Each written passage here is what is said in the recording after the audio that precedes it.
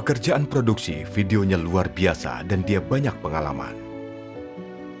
Watak congkaknya mulai bertumbuh ketika dia terpilih sebagai pemimpin kelompok. Dia meremehkan upaya pengawasnya untuk menindaklanjuti pekerjaan, tak mau bekerja sama. Dia diberhentikan, jadi dia mulai merenung. Mengapa aku begitu congkak? Bagaimana dia mengesampingkan egonya dan bekerja sama dengan orang lain?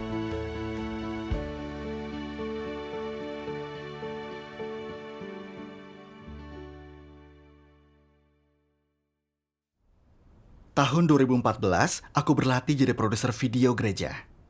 Lalu, aku membantu membuat beberapa video penting. Para pemimpin menghormatiku, dan orang lain mengagumiku. Kupikir, aku berkualitas baik dalam pekerjaanku. Aku berpengalaman dan memahami banyak prinsip. Secara berangsur, watak congkakku mulai bertumbuh. Aku menempatkan diriku sebagai pusat segalanya. Aku selalu ingin jadi pemimpin grup dan minta orang lain mendengarkanku. Jika mereka memberikan pendapat yang berbeda, aku mengabaikannya dan sering menolak saran-saran ini. Setelah aku diberhentikan dan disingkapkan, barulah aku mulai mengenali natur congkakku. Pada waktu itu, sebuah video baru mulai dibuat. Selama tahap persiapan, ada beberapa tugas dan teknik yang belum aku terbiasa. Jika ada kesulitan, aku mempersekutukan prinsip dengan orang lain dan mencari solusi. Setelah beberapa waktu, aku jadi terbiasa dan mahir dalam teknik ini. Orang lain berdiskusi denganku saat punya kesulitan. Kemudian, aku jadi pemimpin kelompok dan mampu menyelesaikan masalah kelompok. Kupikir aku sangat cakap dalam pekerjaanku karena terpilih sebagai pemimpin kelompok. Ketika kelompok membahas pekerjaan, aku selalu mengambil peran sentral. Ketika ada perbedaan pendapat, kuceritakan pengalaman kerjaku sebelumnya kepada kelompok, agar semua orang tahu dasar perspektifku dan setuju dengan caraku. Kemudian, gereja memilih 2 pengawas baru. Aku tahu, mereka itu rekan kerjaku sebelumnya, saudari Claire dan Lily. Aku terkejut. Mereka biasa saja dan tak punya banyak pengalaman. Mampukah mereka menangani pekerjaan pengawas? Aku jauh lebih baik daripada mereka. Jadi siapa yang mengarahkan siapa? Selanjutnya, ketika mereka menindaklanjuti pekerjaan kami, aku memandang rendah mereka. Suatu ketika, Claire menemuiku untuk berbicara. Katanya, video dari kelompok yang kupimpin memiliki beberapa masalah. Dia menyarankan mengubahnya. Aku agak tersinggung mendengar hal ini dan berkata dengan tidak sabar, "Perubahan yang kau usulkan tak akan berhasil. Jika kami mengikuti usulmu, awal dan akhirnya tak akan cocok. Lihatlah keseluruhan ide saat mengajukan usul. Jangan hanya satu bagian ini. Kamu harus belajar lebih banyak lagi dan belajar lebih sering." Mendengar ini, wajah Claire memerah. Dia tak mampu bicara. 2 saudara lainnya mendukung pandanganku. Melihat semua orang setuju denganku, membuatku merasa sangat bangga. Lihat, proses berpikir kami sebelumnya lebih baik darimu. Dalam hal produksi video, keterampilanku jelas lebih baik daripada keterampilanmu. Setelah itu, ketika mereka memberi saran tentang video yang kubuat, aku makin enggan menerima saran dan meremehkan mereka. Kupikir kalian tak seterampil aku. Kalian sebaiknya tak menyesatkanku dengan saran kalian.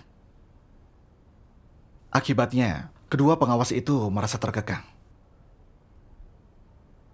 Suatu kali, seorang pengawas datang dan berkata, "Kami terkekang olehmu ketika bekerja sama denganmu. Kami tahu keterampilan kerja kami kurang. Jika kau melihat kami salah, kau bisa membantu menunjukkannya. Jadi, kita bisa bekerja sama. Kuharap pandanganmu bisa lebih terbuka.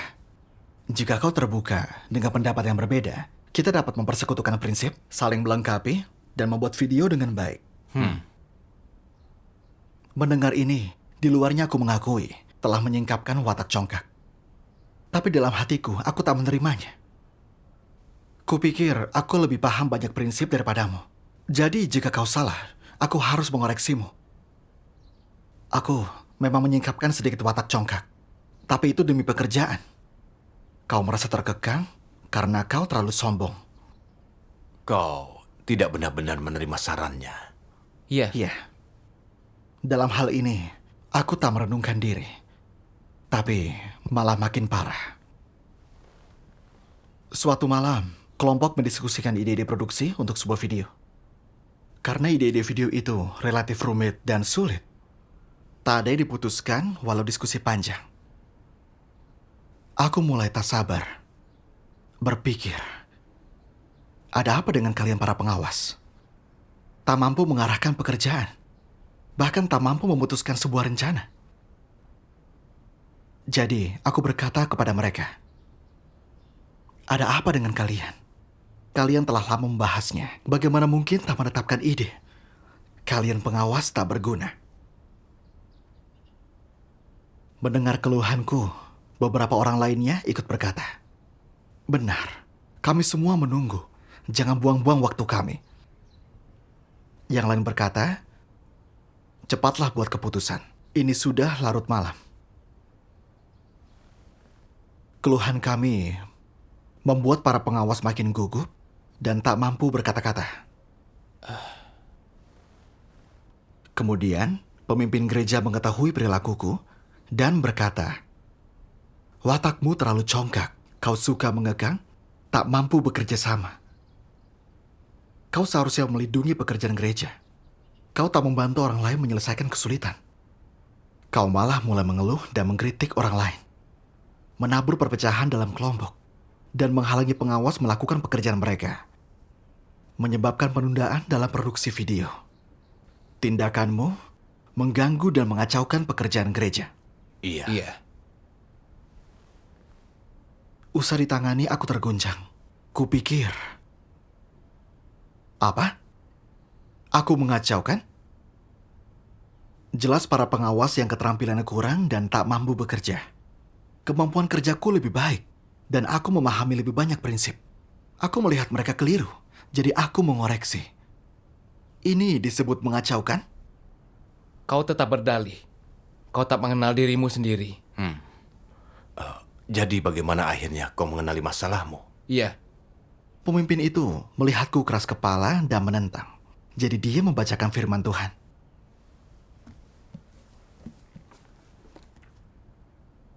Jika kau sungguh paham kebenaran, kau akan tahu cara menerapkannya dan taati Tuhan, dan kau akan memulai jalan mengejar kebenaran.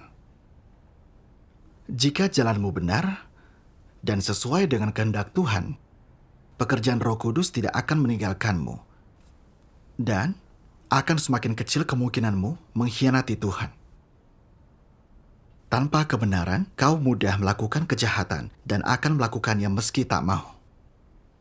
Misalnya, jika watakmu congkak dan sombong, kau akan menentang Tuhan meski tak mau. Sekalipun dilarang, itu berada di luar kendalimu. Itu akan tidak disengaja. Itu akan dilakukan oleh karena naturmu yang congkak dan sombong. Kecongkakanmu membuatmu merendahkan Tuhan, menganggapnya tak berarti. Itu akan mengakibatkanmu meninggikan diri sendiri, membuatmu selalu menonjolkan diri. Itu akan membuatmu merendahkan orang lain, hanya memikirkan dirimu sendiri. Itu akan merebut posisi Tuhan di hatimu, membuatmu ambil posisi Tuhan dan menuntut orang tunduk padamu, dan membuatmu memuja pikiran, ide, dan gagasanmu sendiri sebagai suatu kebenaran. Begitu banyak kejahatan yang orang lakukan karena natur mereka yang congkak dan sombong.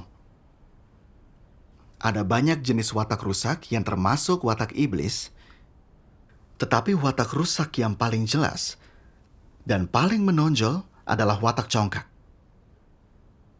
Kecongkakan adalah sumber watak manusia yang rusak. Semakin orang congkak, semakin mereka tidak masuk akal, dan semakin besar kemungkinan mereka untuk menentang Tuhan. Seberapa seriuskah masalah ini? Orang yang congkak merendahkan orang lain, bahkan menganggap Tuhan lebih rendah daripada mereka, dan hati mereka tidak takut akan Tuhan. Meskipun orang terlihat percaya Tuhan, mereka tidak memperlakukan Dia sebagai Tuhan. Mereka pikir mereka punya kebenaran dan menganggap dirinya hebat.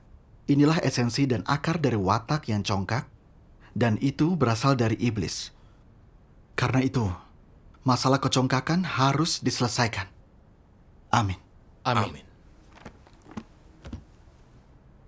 Mendengar firman Tuhan menyentuh hatiku. Aku sadar, orang yang memiliki natur iblis akan melakukan segala sesuatu berdasarkan watak yang rusak. Bahkan dapat mengacaukan pekerjaan gereja. Iya. Watak congkakku terlalu ekstrim. Kupikir aku berpengalaman dalam produksi video dan paham prinsip. Aku percaya pada diriku. Aku ingin jadi penentu keputusan. Orang lain harus menuruti. Ketika bekerja dengan para pengawas, aku bahkan mengabaikan mereka. Berpikir aku lebih baik daripada mereka. Setiap kali ada perbedaan pendapat, hal pertama yang kupikirkan adalah, kalian tak mengerti atau kalian tak memenuhi syarat. Dan mencemooh saran mereka. Terkadang, aku bahkan membantah tanpa berpikir dulu. Tanpa sedikit pun bersikap mencari dan menerima, menyebabkan para pengawas merasa terkekang dan takut memberiku saran. Orang lain mengikutiku, berpandangan negatif tentang mereka, membuat mereka sulit menindaklanjuti pekerjaan kelompok. Ini jelas mengganggu pekerjaan gereja. Iya. Ketika aku dan pengawas bekerja sama, apapun saran yang mereka berikan, aku tak pernah mencari cara untuk melakukannya sesuai prinsip. Aku hanya berpegang pada sudut pandangku. Bagaimana mungkin perspektifku selalu benar? Mungkinkah semua yang kupikirkan benar itu sesuai prinsip? Aku hanya memandang segalanya menurut karunia dan pengalamanku. Banyak pandanganku tak sesuai prinsip. Iya. Dan makin aku hidup berdasarkan hal-hal ini, makin kuanggap diriku benar dan punya modal. Saat bekerja sama, aku pamer dan meremehkan orang lain. Aku sampai tidak masuk akal congkaknya. Aku selalu melaksanakan tugas dengan caraku. Aku berpegang teguh pada pandangan dan pemahamanku sendiri, tak menerima saran orang lain, ataupun membiarkan ide mereka mengalahkan ideku. Seakan aku adalah penguasa kebenaran. Ini bukan percaya kepada Tuhan. Aku percaya pada diriku.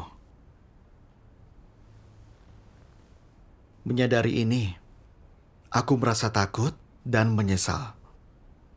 Karena naturku sangat congkak. Tanpa sadar aku melakukan hal-hal yang menentang Tuhan. Aku sadar melaksanakan tugas dengan watak congkak sangat berbahaya bagiku. Hal ini mudah terjadi padaku. Prestasi kecil pun membuatku sombong. Aku sombong, congkak, dan tak mampu bekerja sama. Akhirnya pekerjaanku dirugikan. Jika aku tak berubah, watak congkakku ini akan sangat membahayakan. Iya. Kemudian, produksi video selesai. Tapi karena tak mampu bekerja sama, mengekang orang, dan mengganggu pekerjaan, aku diberhentikan.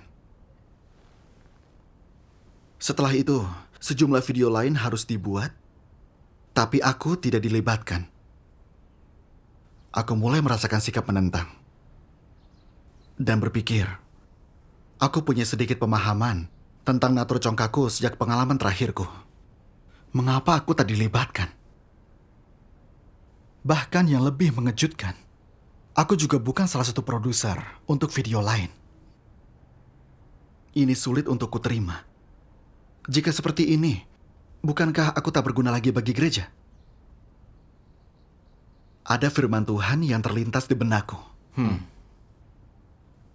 Jika engkau memiliki kualitas yang baik, tetapi selalu congkak, berpikir yang kau katakan benar dan yang orang lain katakan salah, menolak saran apapun yang orang berikan, tak terima kebenaran meski banyak dipersekutukan, selalu menentang. Dapatkah kau mendapat perkenanan Tuhan? Akankah Roh Kudus bekerja dalam dirimu? Tak akan. Tuhan menganggapmu berwatak buruk, tak layak dapat pencerahannya. Jika tak bertobat, Dia akan ambil yang pernah kau punya. Inilah disingkapkan. Aku terkejut. Firman Tuhan berbicara langsung kepadaku. Selama percaya padanya, aku melaksanakan tugasku dengan watak congkak. Waktu itu, aku banyak dipangkas dan ditangani. Aku tak mencari kebenaran, dan watakku tak berubah. Aku melakukan pelanggaran serius dan mengganggu pekerjaan gereja. Akankah aku disingkap dan disingkirkan Tuhan? Ketika mengingat tentang perilakuku, aku ingin menonjol kemanapun aku pergi. Jika aku lebih cakap, aku merasa bangga dan merendahkan saudara-saudariku. Ketika orang lain lebih cakap, aku memikirkan cara mengalahkan mereka. Ketika saranku tak digunakan, aku tak bisa menerimanya dan memeras otakku untuk membantahnya agar semua orang menggunakan saranku. Ketika orang menunjukkan kekuranganku, aku selalu diam, tapi di dalam hati menentang. Kuanggap mereka bukan siapa-siapa dan tak memenuhi syarat. Seakan aku orang penting. Makin kupikir, makin aku takut. Selama ini, kulakukan tugasku dengan watak congkak. Tak mengenal diriku dan tak menerima kebenaran, menyebabkan watak rusakku makin buruk. Diberhentikan adalah penyingkapan kebenaran Tuhan. Iya. Ya, Dalam penderitaan, aku berdoa pada Tuhan. Ya Tuhan, aku tahu aku tak mencari kebenaran selama percaya kepadamu. Ketika dipangkas, aku tak merenungkan atau mengenal diriku. Akibatnya, aku telah mengganggu pekerjaan gereja. Tuhan, kumohon bimbing aku untuk memahami kerusakanku, mencari kebenaran, dan menebus dosa-dosa dan utangku. Di saat teduhku, kutemukan firman Tuhan.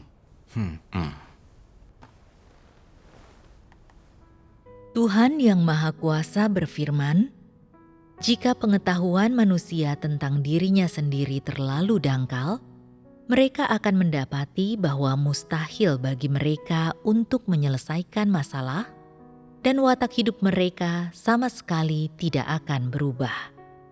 Manusia perlu mengenal dirinya sendiri pada tingkat yang mendalam, yang berarti mengenal naturnya sendiri. Unsur-unsur apa yang termasuk dalam natur tersebut, bagaimana hal-hal ini bermula, dan dari mana datangnya semua itu. Selain itu, apakah engkau benar-benar dapat membenci hal-hal ini? Sudahkah engkau melihat jiwamu yang buruk dan naturmu yang jahat? Jika engkau benar-benar dapat melihat kebenaran tentang dirimu, engkau akan mulai membenci dirimu sendiri. Ketika engkau membenci dirimu sendiri dan kemudian melakukan firman Tuhan, engkau akan dapat meninggalkan daging dan memiliki kekuatan untuk melakukan kebenaran tanpa kesulitan. Mengapa banyak orang mengikuti keinginan daging mereka? Karena mereka menganggap diri mereka cukup baik, merasa bahwa tindakan mereka benar dan dapat dibenarkan, bahwa mereka tidak memiliki kesalahan, dan bahkan merasa diri mereka sepenuhnya benar. Oleh karena itulah, mereka mampu bertindak dengan asumsi bahwa keadilan ada di pihak mereka. Ketika seseorang mengenali seperti apa natur dirinya yang sebenarnya, betapa buruk, hina, dan menyedihkan naturnya, maka orang itu tidak terlalu bangga akan dirinya sendiri, tidak terlalu sombong, dan tidak begitu senang dengan dirinya sendiri seperti sebelumnya. Orang seperti itu merasa, "Aku harus bersungguh-sungguh dan rendah hati, serta menerapkan beberapa firman Tuhan." Jika tidak, aku tidak akan memenuhi standar menjadi manusia dan akan malu untuk hidup di hadirat Tuhan. Dia kemudian benar-benar memandang dirinya sendiri tidak berharga, benar-benar tidak berarti. Pada saat ini, menjadi mudah baginya untuk melakukan kebenaran, dan dia akan tampak seperti manusia yang seharusnya. Hanya ketika manusia benar-benar membenci dirinya sendiri, barulah mereka dapat meninggalkan daging. Jika mereka tidak membenci dirinya sendiri, mereka tidak akan dapat meninggalkan daging. Benar-benar membenci diri sendiri terdiri dari beberapa hal. Pertama, mengenal naturnya sendiri. Dan kedua, melihat dirinya sendiri miskin dan menyedihkan, melihat dirinya sendiri sangat kecil dan tidak penting, dan melihat jiwanya yang menyedihkan dan kotor. Ketika dia sepenuhnya melihat siapa dirinya yang sebenarnya, dan hasil ini dicapai, barulah dia benar-benar mendapatkan pengetahuan tentang dirinya sendiri dan dapat dikatakan bahwa dia telah mengenal dirinya sepenuhnya. Baru pada saat itulah dia dapat benar-benar membenci dirinya sendiri, bahkan sampai mengutuk dirinya sendiri, dan benar-benar merasa bahwa dia telah sangat dirusak oleh iblis sedemikian rupa sampai-sampai dia bahkan tidak menyerupai manusia. Amin. Amin. Usai membaca firman, aku malu. Tuhan berfirman, hanya dengan mengenali naturmu, melihat dengan jelas kemelaratan dan kekuranganmu, kau muak dan membenci diri sendiri dan bertobat padanya. Aku mulai merenungkan. Mengapa aku begitu congkak? Setelah bergabung dengan kelompok video, membuat beberapa video penting, dihormati dan dipuji semua orang, kupikir aku memiliki pengalaman dan memahami banyak prinsip. Aku menganggap diriku baik, mampu belajar dengan cepat, dan orang yang sangat berbakat di gereja. Hal ini menyebabkan watak congkakku makin memburuk. Aku tak mampu melihat kebodohan dan kerusakanku. Iya. Aku teringat betapa sedikit pengetahuanku saat pertama pembuatan video, dan bagaimana orang lain mengajariku. Terkadang aku tak mampu melakukan dengan benar, meski mereka menjelaskannya. Aku harus dibimbing berulang kali sebelum aku bisa melakukan itu. Meskipun aku mengalami kemajuan dalam pekerjaanku, aku harus banyak belajar dan masih banyak kekurangan. Melalui ini, aku sadar aku bukan orang yang pandai. Aku memiliki kesempatan berlatih dan memperbanyak pengalaman. Namun, aku hanya memandangnya sebagai modal dan tak bertugas secara nyata. Terutama ketika agak efektif dalam tugasku, kupikir aku benar-benar mahir. Jadi aku dengan congkak memandang rendah orang dan tak mau bekerja sama. Di mana kemanusiaan dan nalarku? Jika ingin mengatasi watak congkakmu, kau harus berusaha mengenali dirimu sendiri. Ya, Melihat naturmu buruk dan kau bukan siapa-siapa, kau akan sulit menjadi congkak. ya. Ketika kau mengenal dirimu, kau mudah menyangkal diri dan belajar bekerja sama. Inilah satu-satunya cara menjalani kemanusiaan yang normal. Iya. Memikirkan pengawas yang bekerja denganku, aku memandang rendah mereka. Lewat interaksi kami, kudapati mereka punya banyak kelebihan. Meski mereka kurang terampil dan pengalaman dalam pembuatan video, mereka punya hati untuk Tuhan dan proaktif atasi kesulitan. Mereka memiliki pikiran tajam dan tidak kaku. Mereka berani berinovasi dan belajar. Saat kesulitan, mereka tak teguh dengan idenya dan meminta saran dari orang lain. Namun, watakku terlalu congkak dengan orang lain. Tak bisa kulihat kelebihan orang lain. Aku teringat betapa Paulus sangat congkak. Dia mengira memiliki kualitas dan juga karunia. Dia merasa lebih tinggi dari murid lainnya, bahkan menyampaikan perkataan memuakan bahwa dia adalah Kristus untuk hidup. Dia congkak sampai tak bernalar. Iya. Aku merenungkan bahwa naturku sama dengan Paulus. Aku memandang rendah pengawas dan memaksa orang lain menuruti semua ucapanku. Aku mengikuti jalan Paulus. Menyadarinya, aku sangat menyesal. Lalu aku berdoa, Tuhan, baru sekarang aku memahami natur dan esensiku. Selama bertahun-tahun, rumah Tuhan selalu menyiramiku. Aku tak mencari kebenaran, menempuh jalan antikristus, mengabaikan perhatianmu yang baik. Engkau mengatur banyak orang untuk mengingatkanku. Tapi aku keras kepala, tidak mau bertobat. Membuatmu membenciku, serta mengikuti natur congkakku ke jalan yang salah. Tuhan, aku mau bertobat. Pengaturan yang dibuat gereja setelah ini akan kutaati. Syukur kepada Tuhan. Persekutuanmu sangat menyentuhku. Dahulu, aku menyingkapkan watak congkak saat berinteraksi dengan rekanku. Kupikir aku lebih baik dan memaksanya mendengarku. Aku congkak sampai tak bernalar, tapi tak merasa jijik. Aku dirusak sedemikian parah oleh iblis. Iya, watak rusak kita sangat serius. Mengalami kegagalan, meskipun menyakitkan, membuat kita merenung, bertobat, dan berubah. Iya.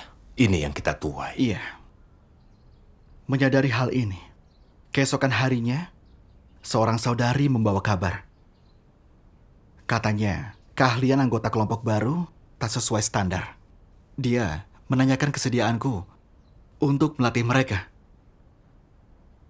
Hatiku bersyukur kepada Tuhan. Gereja memberiku kesempatan untuk melaksanakan tugasku. Aku harus menghargainya, jadi kuterima. Syukur pada Tuhan. Yang lebih tak terduga, pemimpin mengaturku untuk terlibat dalam pembuatan video baru. Aku bersyukur kepada Tuhan. Syukur kepada Tuhan. Memikirkanku yang akan bekerja dengan orang lain. Aku mencari jalan untuk bekerja dengan mereka. Firman Tuhan menyebut,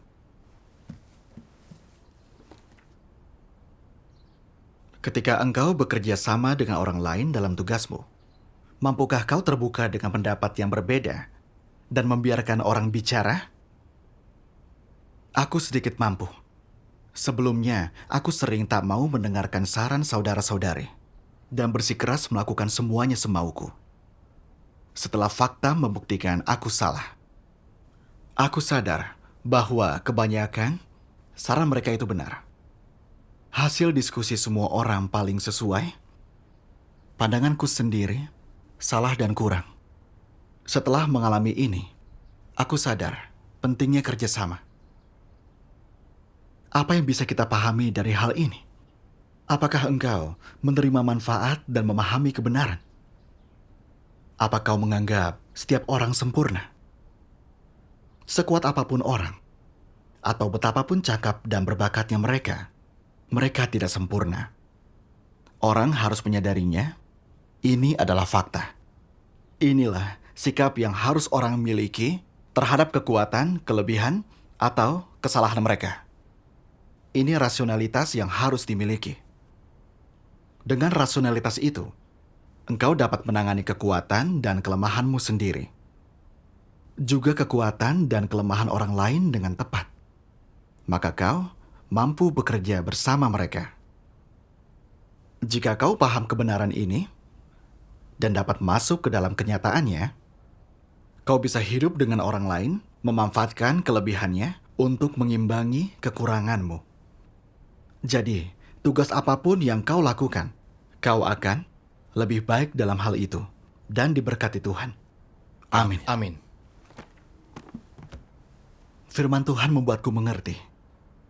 Tak seorang pun sempurna. Ada kekurangan dan kelemahan. Apapun karunia atau pengalamanmu, tak berarti kau punya kebenaran atau tindakanmu sesuai kebenaran. Iya. Semua orang perlu bekerja sama, melengkapi kelemahan. Apalagi saat ada perbedaan pendapat, singkirkanlah egomu. Bersekutu selidiki masalah bersama dengan sikap mencari. Inilah cara memiliki kemanusiaan, menerima pekerjaan Roh Kudus, mengurangi kelalaian dalam tugasmu, melaksanakan tugasmu dengan baik. Iya.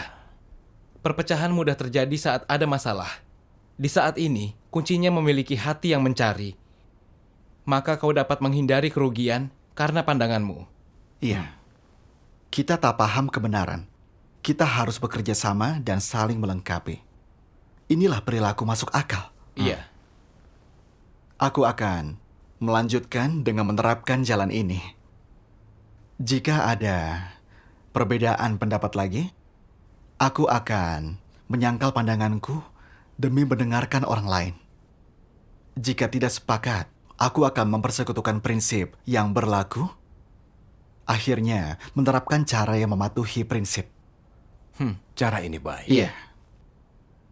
Setelah itu, hubunganku dengan orang lain terus membaik. Hanya dengan mengesampingkan ego dan bekerja sama, aku memperoleh bimbingan Roh Kudus dan efektif melaksanakan tugasku. Iya. Mengalami keadaan ini, aku memahami tentang watak congkakku dan membuat perubahan. Ini hasil dari membaca firman Tuhan. Aku bersyukur kepada Tuhan. Syukur kepada Tuhan.